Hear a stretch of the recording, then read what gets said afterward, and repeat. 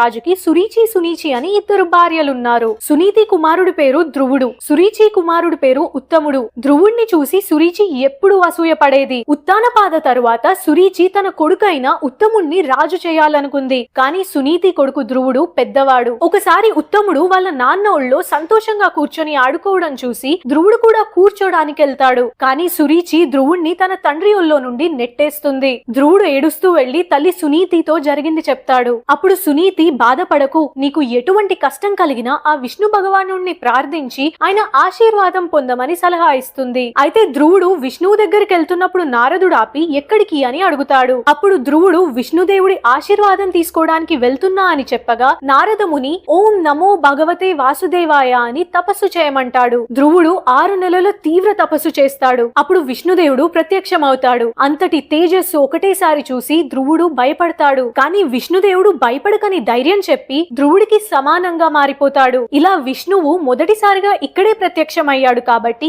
ఈ ప్రదేశాన్ని తొలి తిరుపతి అంటారు. ఇప్పటి తిరుపతి 6000 సంవత్సరాలు పురాతనమైనది, కానీ ఇది 9000 సంవత్సరాల పురాతనమైనది. కానీ దీని గురించి ఎంతో మందికి తెలియదు. ఈ గుడి ఈస్ట్ గోదావరి జిల్లా పెద్దాపురం దగ్గర ఉంది. దీన్ని తొలి తిరుపతి అని లేదా చెడలాడ తిరుపతి అని పిలుస్తారు. ఇక్కడ మూర్తిని శృంగార వల్లభ స్వామి అంటారు. ఇక్కడ స్వామి మనం ఏ హైట్ లో ఉంటే ఆయన కూడా అదే హైట్ లో కనిపిస్తారట.